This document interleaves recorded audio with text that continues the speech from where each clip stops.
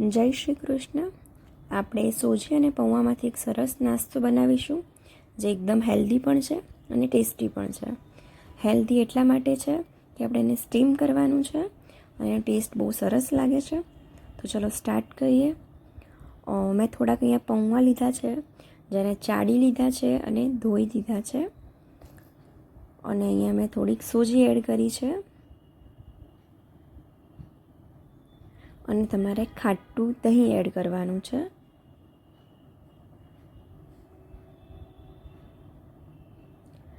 આ બધી જ વસ્તુને મિક્સ કરી દેવાનું છે. અત્યારે તમારે પાણી એડ નથી કરવાનું.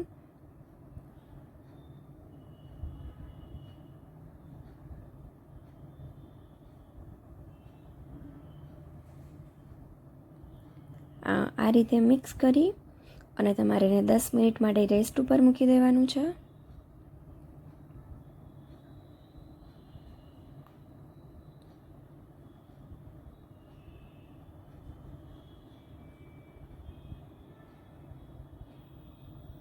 હવે આપણે એને સાઈડમાં રેસ્ટ માટે મૂકી દઈશું.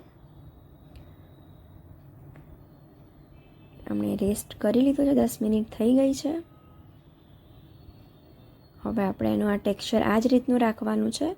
જો વધારે હાર્ડ હોય તો તમે એની અંદર 2-3 ચમચી પાણી એડ કરી શકો છો. હવે આપણે એના મસાલો કરી દઈશું, જેમાં સ્વાદ પ્રમાણે મીઠું, મેં ચીલી ફ્લેક્સ એડ કર્યા છે અને કોથમીર એડ કરી છે. બધી જ વસ્તુને આપણે પ્રોપર રીતે મિક્સ કરી દેવાની છે.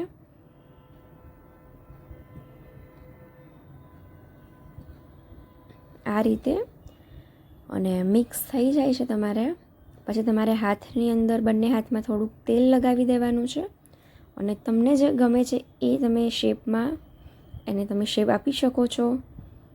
રાઉન્ડ શેપ આપી શકો છો, સ્ક્વેર આપી શકો છો. તમને જે શેપ ગમે છે શેપમાં તમે બનાવી શકો છો.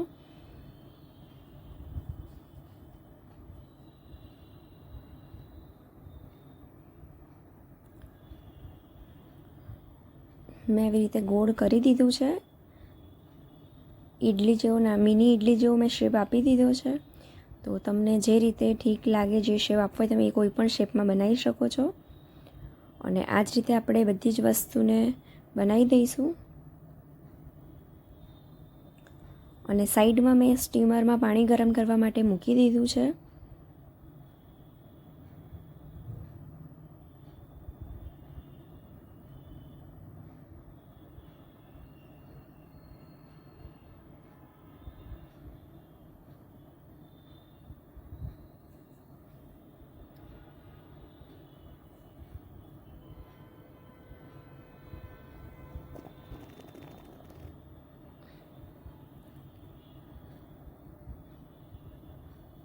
આ રીતે બધી જ મિની ઇડલીને મેં રેડી કરી દીધી છે. હવે આપણે આને સ્ટીમરમાં મૂકી દઈશું.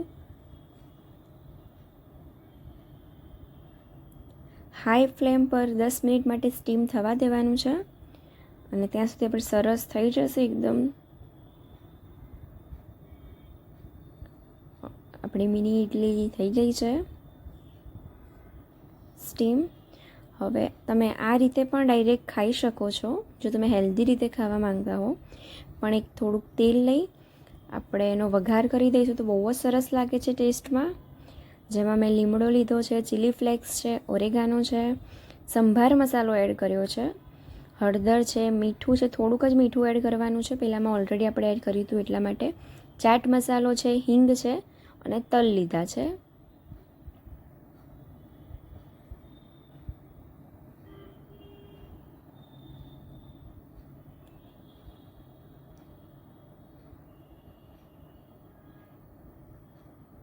હવે આ બધી જ વસ્તુને આપણે એડ કરી દઈશું.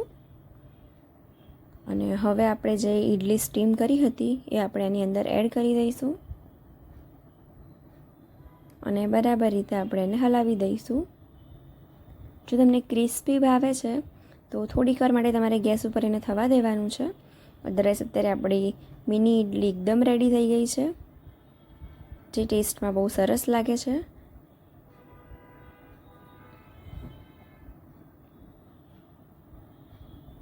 Thank you for watching.